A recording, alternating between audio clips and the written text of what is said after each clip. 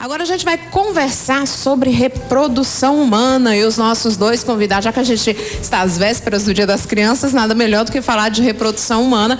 E nós estamos recebendo aqui o doutor Fábio Eugênio Rodrigues, que é ginecologista, bem-vindo ao nosso Tarde Livre, e o doutor Evangelista Torquato, bem-vindo também ao nosso Tarde Livre. O que é possível se falar sobre os avanços hoje da reprodução humana? A gente viu que há pouco tempo uma avó foi mãe dos próprios netos, né? Isso há acho que 5 anos, 10 anos, jamais poderia pensar numa situação como essa. Hoje em dia já é bem mais fácil, já se diminuem os riscos também de uma gravidez como essa? Especificamente em relação a esse ponto que você tocou, que foi muito noticiado na mídia, não seria bem assim. Veja bem, hoje, no nosso país, desde 1982 se faz fertilização in vitro aqui. O Conselho Federal de Medicina permite a doação de óvulos.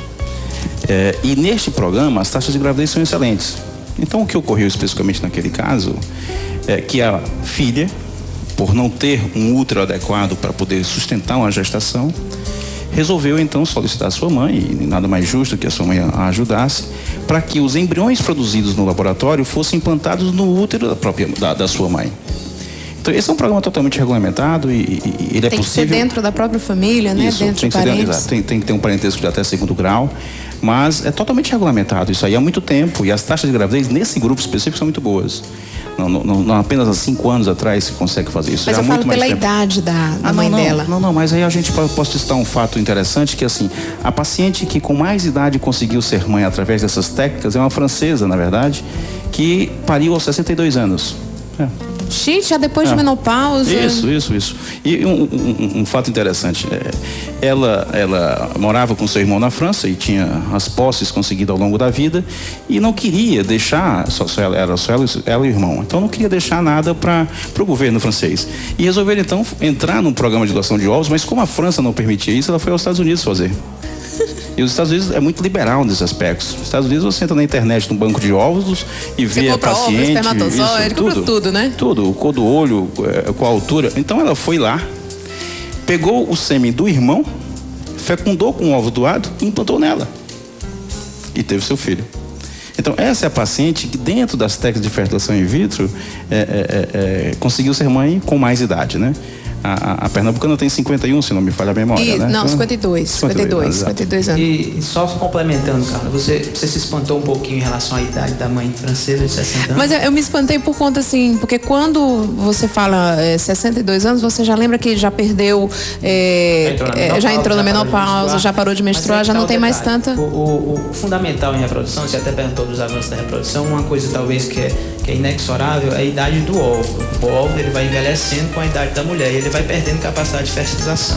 Isso a gente não tem como influir, não tem como intervir. Pelo menos por enquanto, pelo menos por enquanto. Então, o que acontece? Já em relação a uma doação temporária de útero, como foi o caso citado, né, o útero é um órgão que em qualquer época você pode preparar hormonalmente para uma gravidez. Então, mesmo a mulher já menopausada, através de estímulos hormonais, a gente pode preparar o útero para receber um embrião. Tem a mulher 50 anos, tem a 55, tem a 60. Se a mulher não tiver nenhuma doença endógena, nenhuma patologia tipo diabetes, hipertensão, normalmente é uma gravidez tranquila. Como deve ter sido dessa mãe de 52 anos, como deve ter sido uma gravidez tranquila. Então é um procedimento que já é feito há muito tempo no Brasil. Chamou muita atenção o fato específico, eu não sei se porque eu até vi um colega dando uma entrevista no dia, pelo fato de ter sido gemelar e alguma coisa desse tipo, mas assim, é um fato que já aconteceu várias vezes em Fortaleza, já tivemos casos também de doação temporária de útero. Então é um procedimento que é regulamentado pelo Conselho Federal de Medicina e é feito de uma maneira até relativamente frequente. Mas isso não quer dizer que seria uma gravidez de risco pela idade avançada da mãe. O que poderia colocar em risco essa gravidez seria a idade do óvulo, mas como não era dela, saiu tudo tranquilo. Perfeito, o conceito é exatamente esse. Pegando só um gancho um pouquinho dessa conversa, eu sempre pontuo no consultório uns dados interessantes. Veja a natureza como ela não é tão benevolente nesse aspecto com o sexo feminino. Quando a mulher está dentro do útero da mãe dela, quando um feto do sexo feminino está dentro do útero da mãe dela, no 5º mês de vida intrauterina, ela chega a ter 6 milhões de óvulos. Já? Ponto. A partir daí, só cai. inexoravelmente, impreterivelmente. Ao nascer, o feto do sexo feminino só tem 2 milhões de óvulos. Quando menstrua a primeira vez, só tem 400 mil. Peraí, doutor, quer dizer que da 6 fecundação de 6 milhões já... 6 milhões em 9 meses já... Em 4 meses. 4 meses já perde... Em 4 meses ela perde 2/3. Mas por que numa velocidade tão rápida? Na verdade, assim, quando eu coloco que a natureza não foi tão sábia, essa não é uma colocação adequada. Eu acho que a natureza é muito sábia. Quando nós passamos a ser bípedes, nós tínhamos que parir menos mesmo. Então a natureza foi criando, na minha opinião, um mecanismo para restringir um pouco mais a questão da gravidez. Veja um outro aspecto. A vagina é extremamente ácida. Mata milhões de espermatozoides em 1 hora. Ainda tem gente que engravida com a maior facilidade do mundo, né? É verdade. Não é?